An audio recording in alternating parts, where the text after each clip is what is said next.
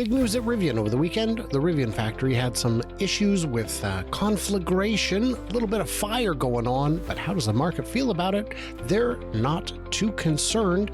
That's an interesting story, and we'll discuss why. I'm Brian. Welcome to Futuraza.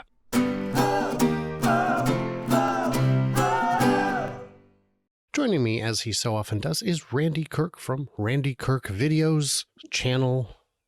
He does stuff. Yeah. He knows a thing or two. So you saw, no, he doesn't. He knows. He actually knows three. It's certified. Multiple electric vehicles damaged in fire. Now, I did have some confusion on X. I said that there was a fire at the factory, but the factory is fine. And they said, well, which is it? Okay, so factory can mean the entire location, but it can also mean just the building. The building is fine. So did you hear about this? What'd you hear? That was it. I really didn't hear. I did hear from you. It's something, I forget, you were on my channel or something. You were saying that this was not the building itself and the building's fine. This was the defect lot. This is the to be fixed lot. Oh. And that a cause of the fire remained unclear Sunday evening. Yeah. And we don't know how many or just how bad it was. But what we do know is that the market is a bit unfazed by it. This is as of Monday at 11 a.m. California time. Or no, I'm sorry. Yes, Oregon. Pacific. Oregon. Pacific time. It is doing okay.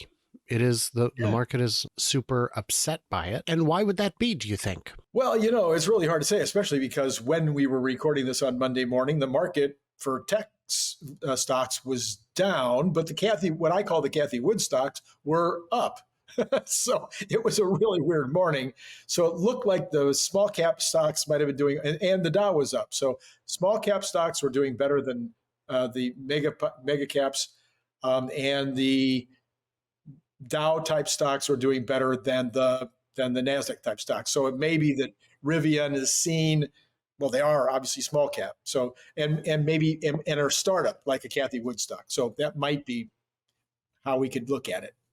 But if these vehicles are fire prone, surely we need some kind of big change to have some peace of mind. So what I have found a few days before is that for 25, the R1S and R1T are going to get LFP. And LFPs have been chugging along in terms of watt hour per kilogram efficiency. Even with these standard range packs, they could get 400 miles in the city, 339 on the highway. That's fantastic range. Rivian has great engineering. These are great trucks. And they always have been. My concern with Rivian has never been about quality. It has been that they're too expensive. And switching to LFP helps address that. LFP packs cost less than NMC packs, while still being, a lithium battery. And these would be the sort of thing you could potentially even make in the US to potentially qualify for the credit without having to use that. Now, I will point out, this is some interesting bit of news that I got over the weekend. When I was at the electric car event on Sunday, one couple had brought their Arcimoto, their FUV.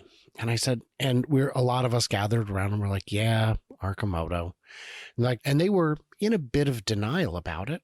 But I said, and I was like, yeah, too bad. And she's like, well, I go, well, they're kind of gone. She goes, yeah, but only kind of. We ordered parts and the service tech came out and delivered our parts. I'm like, really? Really? She goes, yes.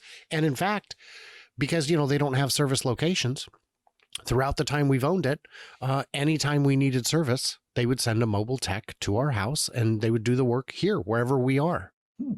And I was thinking, how many times did you need service? That might be the problem.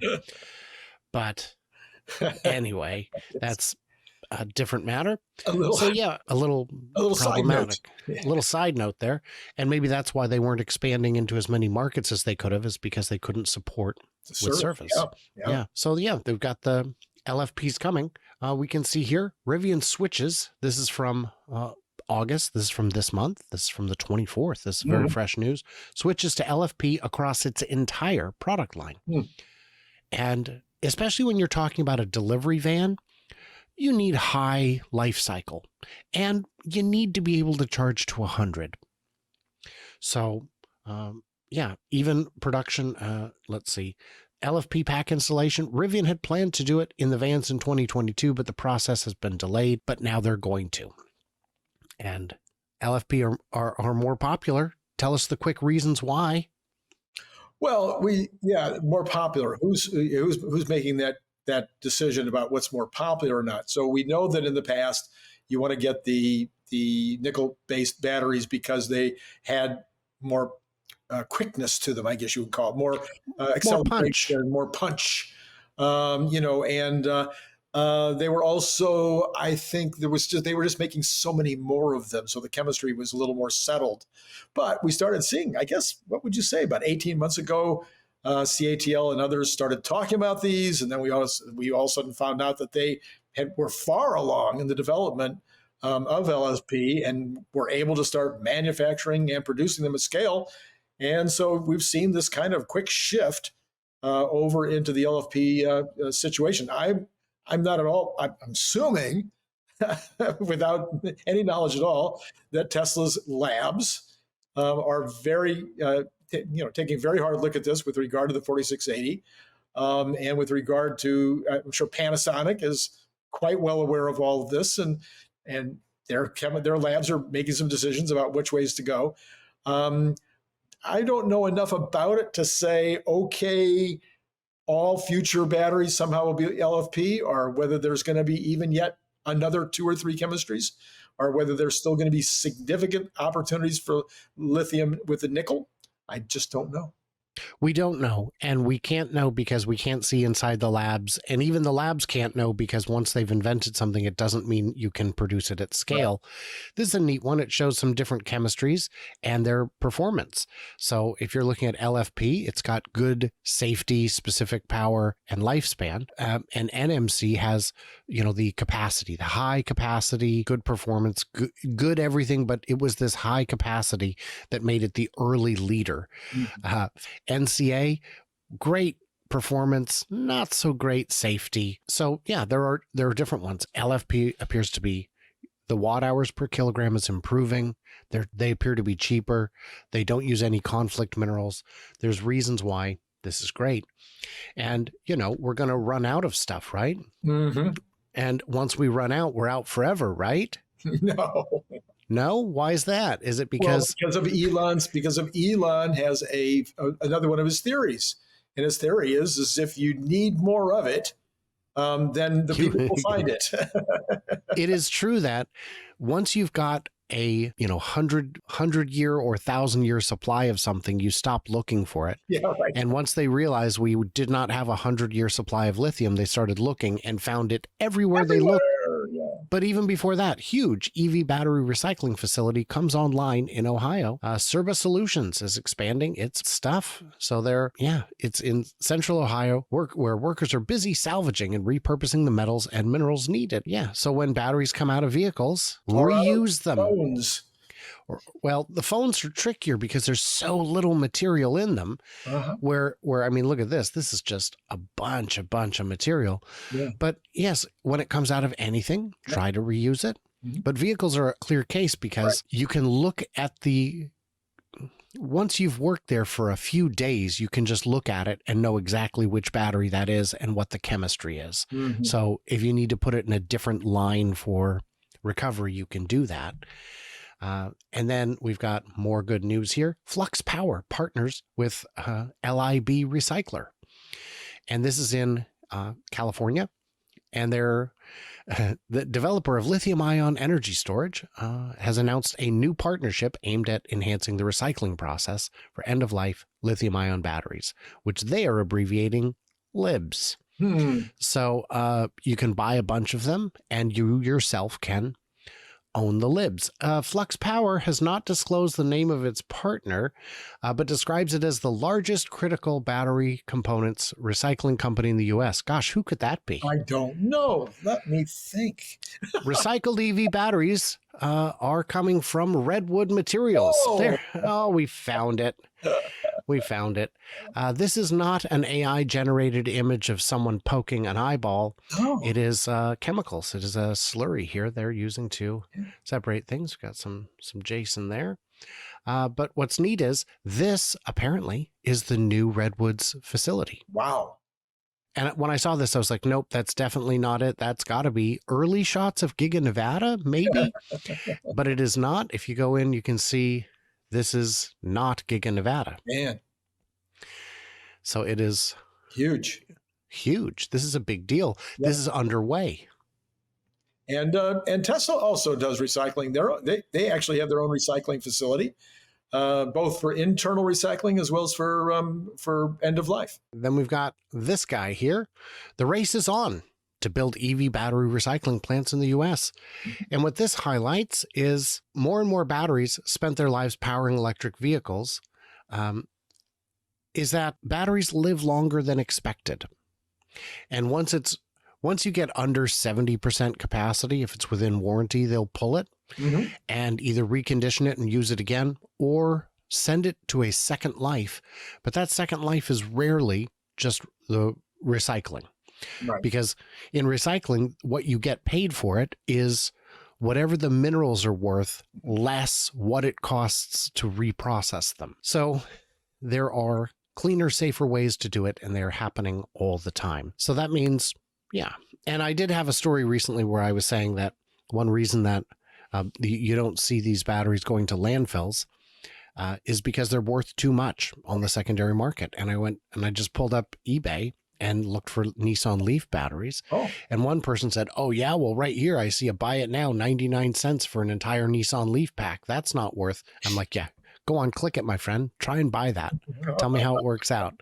Because that's not real. Yeah. That's not real. That should set off your BS detector. And if it doesn't, get it recalibrated because it's not working. Yeah, and once again, I always hate to admit that I don't know squat about something, but we have talked a lot about Second Life, which would be a situation where the batteries are no longer useful for an automobile battery, but would be quite useful, let's say, for a storage, like a wall storage unit or for a mega pack or something of that order. But again, knowing manufacturing as I do, that's something I do know something about. Is it actually more efficient to try to work into your production line used batteries than it is to, in fact, maybe recover the metals and start over and have a fresh battery to go in that fits exactly into your configuration, exactly into your line, et cetera? I don't know. I bought massive amounts of used urethanes, or not urethanes, but polyethylenes and whatnot in my factory. And we also recycled within our factory. But in terms of taking a bottle and then trying to reuse it, that was not something we would have ever done. Yeah. I don't remember who it was. Somebody was telling me that when they made games or something, I'm trying to remember who it was. But what they would do is when they would go over to their suppliers, the first thing they would do is show up to the factory unannounced and walk straight over to the hopper and look inside to see if it had nothing but pellets. And if there was any scrap in there at all, you lost the contract. You're out. You're done forever. Because second life plastics are not the same as first life plastics. Recycled plastics. I was in China. A buddy of mine was looking at a suitcase and I said, I don't think you want that one. He's like, dude, it's like $10 for this huge suitcase. I said, yeah, I don't know, man. I wouldn't trust it. And my friend was with us, who was an interpreter, said, oh, that's a second use plastic. You don't want that. It's going to break. Second use plastic is just not as good. And he said, look, for $10, if it gets me home, it's good enough. Yeah. And it didn't quite make it home. The corner was missing just from transit. Yeah. And let's make sure that we're really clear. Second use plastic would be something that's been recovered from your trash. Right. It's been put through a processing center to separate it out into all the different kinds of plastics, then ground up and then made sure that it meets specifications and then sent out for use again, as opposed to what I was talking about buying, when I said used, buying off the secondary market where another plastics manufacturer was using the identical plastic that I needed and was making scrap in the manufacturing process, but he couldn't use it in his manufacturing process as a recycle. So that kind of scrap could go into my facility and work just exactly as a primary. Right. Leftovers. Leftovers as opposed to recovered trash. Yes, right. Yeah.